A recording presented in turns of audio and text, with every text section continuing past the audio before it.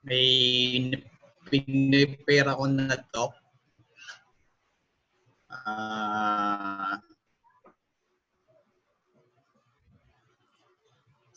Sinabihan ako ni Pastor ng 15 to 30 minutes talk. Pero hanggang ano eh. Ewan ko lang kung saan naaabot.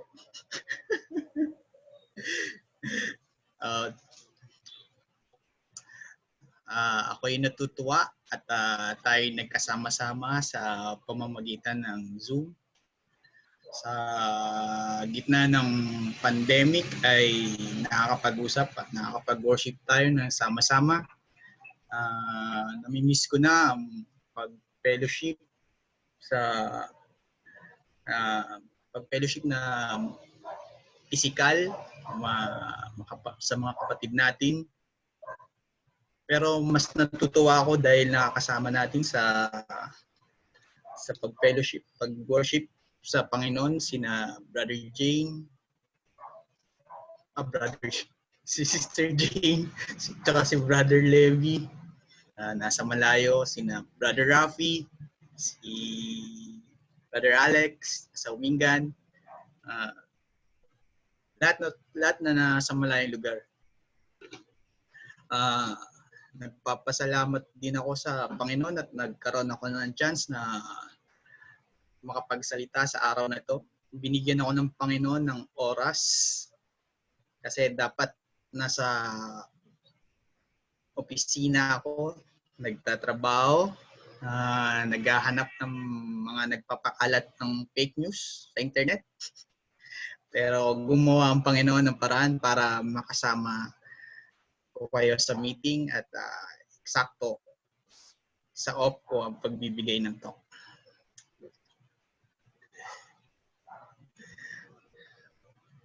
At nataon din naman na ang topic ng talk ko ay tungkol din sa pag-off, which is rest and recharge.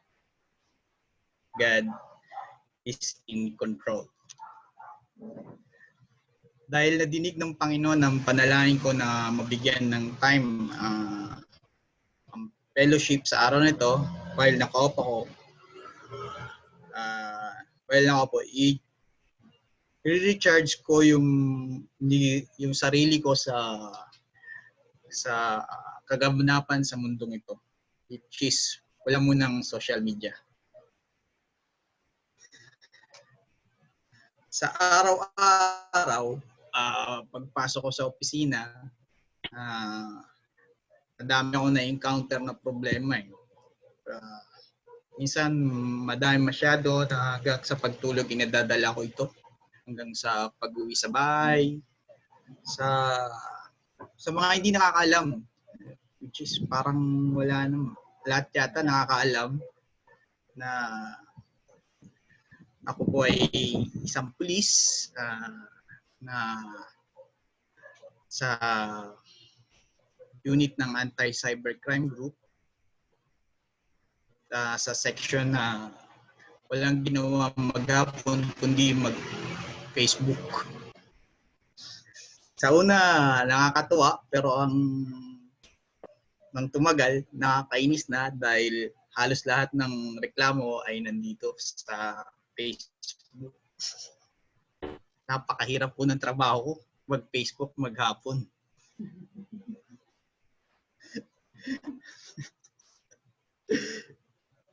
Kaya napakalaking kapahingahan po sa akin sa tuwing linggo na makasama ko yung mga kapatid natin sa fellowship. Nakakapagpahinga yung utak ko sa mga nangyayari sa social media. Malaking kapahingahan sa akin na pag pinag-uusapan natin ay ang tungkol sa Panginoon at sa kanyang mga salita. Malaking bagay na hindi ako nag-Facebook at hindi ang usapan ay Facebook, kundi yung isang book, which is the Bible. Sabi sa Matthew 11, verse 28, it concerns rest.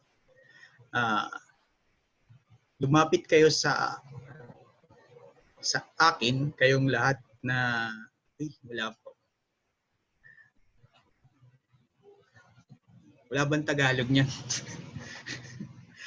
Lumapit kayo sa akin, kayong lahat na nanlulupaypay at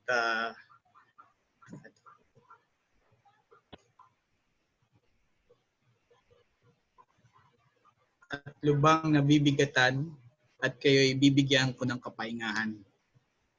Verse 29, pasanin ninyo ang aking pamatok at matuto kayo sa akin, sapagkat ako'y maamo at mapagkumbaba ang puso at makakatagpo kayo ng kapahingahan para sa inyong mga kaluluwa. Sapagkat daling-dalin ang aking pamatok at magaan ang aking pasan. Sa nangyayari sa atin ngayon, sa buhay natin ngayon, tungkol sa COVID-19, sa lockdown, sa ECQ, sa mga nagbago, nabago ang dati nating routine, ang ginagawa natin sa araw-araw. At sa aking palagay ay paraan ito ng Panginoon upang tayo makapagpahinga. Bago mag-lockdown, araw-araw ang routine natin ay pasok sa school, pasok sa trabaho,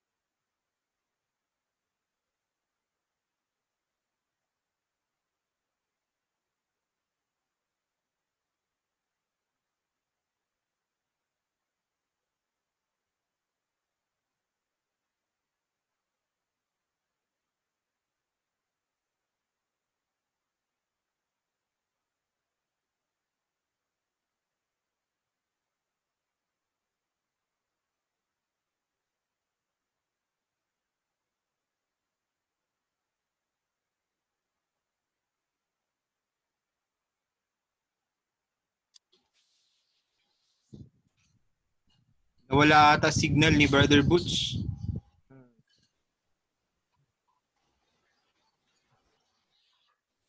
Disconnect ba sila? Parang nandito pa naman yata. Meron pa naman si Brother Butch lang ata naghahang. Nawala na. Ayun. Brother Butch!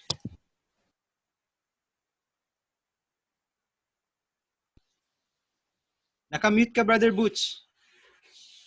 Nakamute. Ayun. Saan na ba ako napunta? Nawala eh.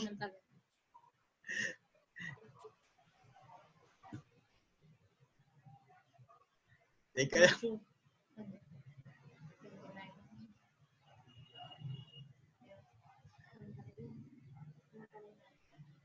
Saan na ba ako napunta? Yung ating normal na buhay, mababago na ito pagkatapos ng lockdown. So, samantalahin natin ang mga oras na binigay sa atin ng Panginoon para mabasa ang kanyang mga salita, mga maunawaan yung kanyang mga sinasabi.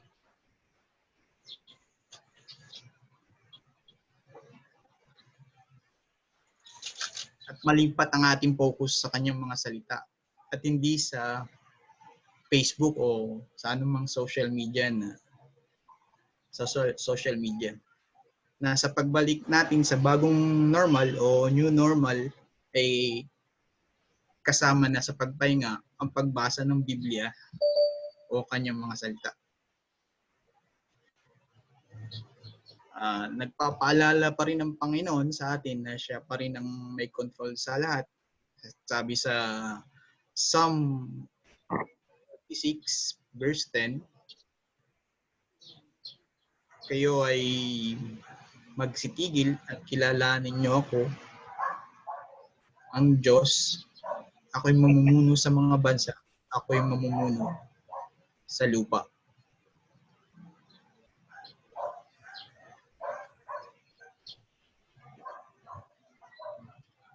Verse 10.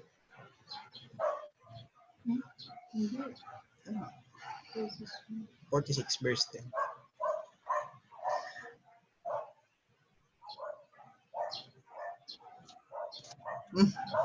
Psalm 46. Psalm 46 verse 10. Yeah, be still and know that I am God. Sa Tagalog, kayo magsitigil at kilalanin niyo ako, ako ang Diyos, ako'y mamumuno sa mga bansa at ako'y mamumuno sa lupa. Magtiwala tayo sa Kanya sa panahong ito, katulad ng pagtitiwala natin sa piloto ng eroplano, pagsakay natin dito at dadalhin tayo sa destinasyon na kung saan tayo pupunta ng ligtas. Katulad din ng pagtitiwala natin sa kapitan ng barko at sa kanyang kakayahang paglayag nang di tayo nag-aalinlangan. Katulad din ng pagtitiwala natin. Hello? Chappy? Katulad din sa pagtitiwala natin sa driver ng bus na di natin tinitingnan kung lisensyado ba siya o hindi sa kanyang pagmamaneho. Ganitong pagtitiwala ang gusto ng Diyos na ibigay natin sa Kanya.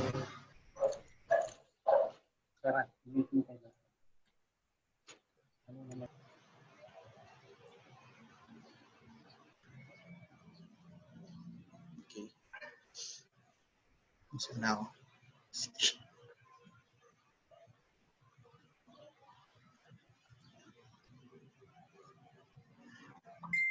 magtiwala tayo sa panahon ng lockdown ay darating din ang ayuda.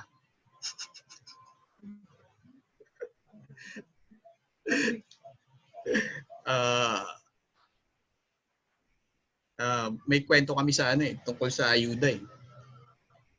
Yung time na nagbibigay ng mga bigas, yung kilo-kilo. May lumabas ako eh kasi tingnan ko kung ano yung ibibigay. Kaso sinabihan ako ng nagbibigay na O yun yung may kotse.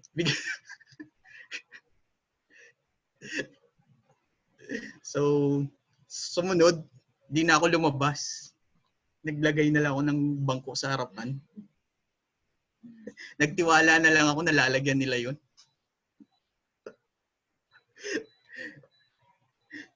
So, yun.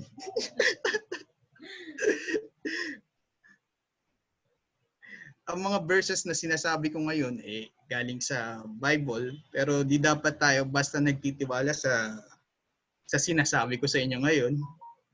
Kailangan pa rin yung basahin mismo sa Bible. Kasi bago po ako nakagawa ng talk, nag-browse muna ako sa Facebook para sa reference. At napunta ako yung isang pastor sa ibang church na nagkuhan ko doon sa kanyang talk. May nilabas siyang verse, pero nung tiningnan ko doon sa Bible ko, which is King James Version, parang naiba yung pagka-translate, naiba yung interpret, naiba yung pagka-interpret. Kaya mas maganda na tayo mismo yung magbabasa ng mga verse para ikaw mismo makapagsabi kung tama ba yung sinasabi ng pastor o sabi sa Psalm 118 verse 8, higit na mabuti ang manganlong sa Panginoon kaysa magtiwala sa tao. It is better to trust in the Lord than to put confidence in man.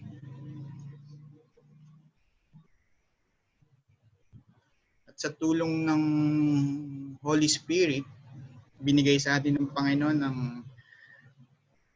na binigay sa atin ng Panginoon na magiging gabay natin sa pagsunod sa mga salita niya. Mahalaga na habang binabasa natin ang kanyang mga salita ay samahan natin ang dasal upang maintindihan natin ito.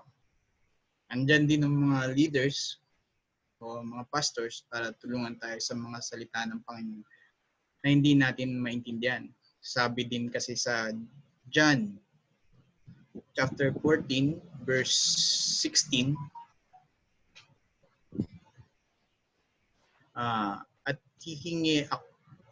at hihingin ko sa Ama at kayo bibigyan niya ng isa pang mga alib upang makasama ninyo siya mapagkailanman. Ito ang espiritu ng katotohanan, verse 17, na hindi kayang tanggalin ng sanlibutan sapagkat siya hindi nakikita o nakikilala man lang. Siya'y nakikilala ninyo sapagkat siya'y nanatiling kasama ninyo at siya'y mapapasa inyo. Hindi kayo iiwang nag-iisa at ako'y darating sa inyo. So, nagbigay sa atin ng Panginoon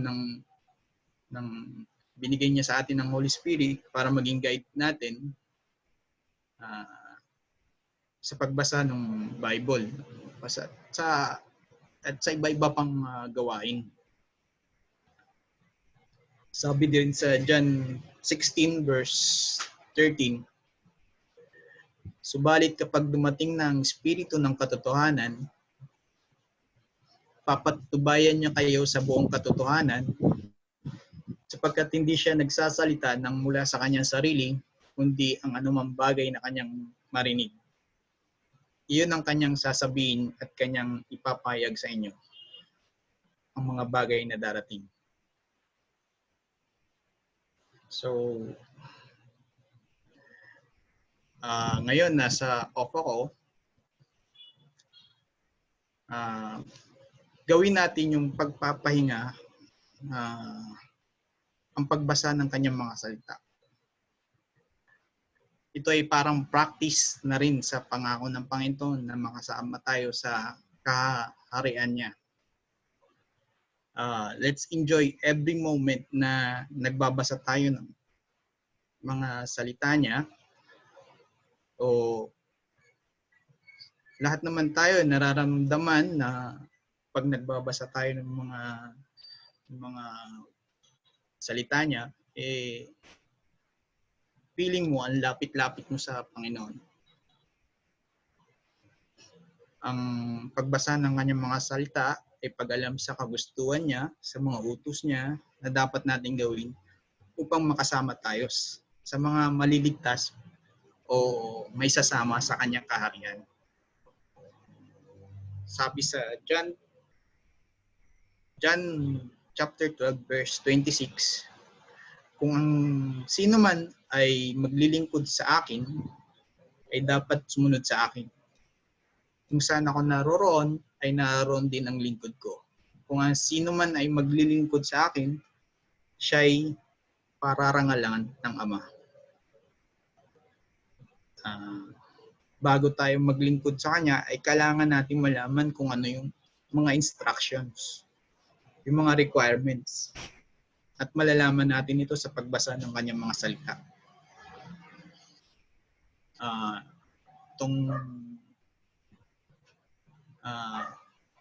talk na ito ay encouragement for us to read the word of the Lord para sa ating kaalaman sa mga instructions niya. At lalo na sa panahon ito, mabigyan natin ng kahalagaan ng pagbasa at pagsunod sa kanyang mga salita. Gamitin po natin yung panahon na ito, yung lockdown, para mapalapit sa kanya. Let us all rest and recharge, knowing and know that God will keep His promise upon His return. Let's do what God says in the Bible. Mag-practice po tayo ng rest with God. Sapagkat di natin alam kung kailan ang kanyang pagbabalik. Di ba mas okay na nagpapahinga ka, tapos biglang dumating yung Panginoon, praktisado ka na kasi ginawa mong pagpapahinga ang pagbasa ng kanyang mga salita. Parang sa recitation lang yan, sa classroom. Pag tinawag ka ng teacher, may isasagot ka. Pag dumating yung Panginoon, pag tinanong ka, may isasagot ka. Paano kung dumating ang Panginoon at ang ginawa mong way of resting pagbasa sa Facebook? May isasagot ka sigurado pag tinanong ka, pero mali ang may bibigay mong sagot. Siguradong puro yun, TikTok.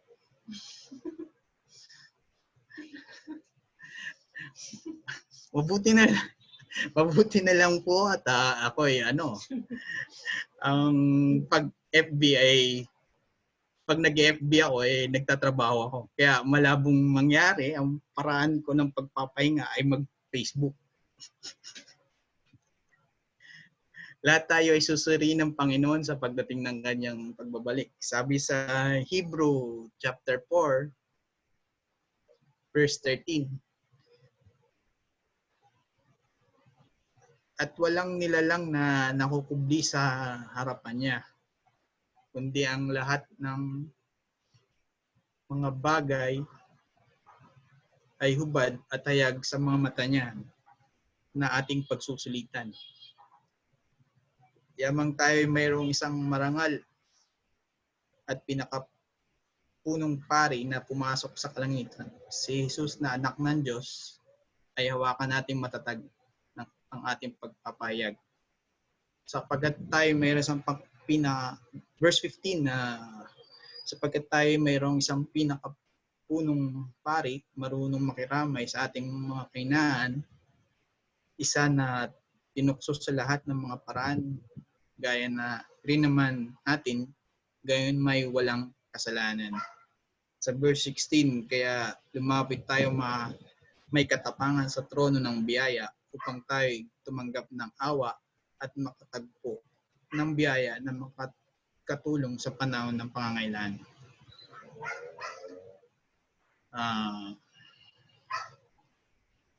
Patuloy po nating paglingkuran ng Panginoon kahit na sa lockdown o kahit sa anong oras hanggang sa dumating yung ating yung final rest natin. Kasi sabi sa Romans chapter 8 verse 28,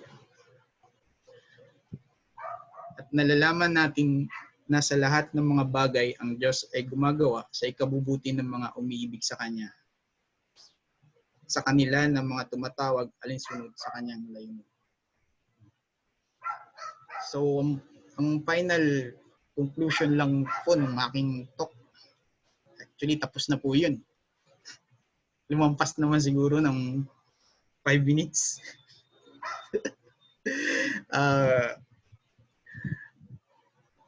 Ano yun ang gusto ko lang i-emphasize yung let's make it a habit na yung pagbasa ng Bible. Gawin natin pag nagre-rest tayo, basahin natin yung Bible. Yun lang po. At maraming salamat sa pakikinig. Sana may na tutunan po kayo. At si Pastor Saldi na siguro magtutuloy. Yes.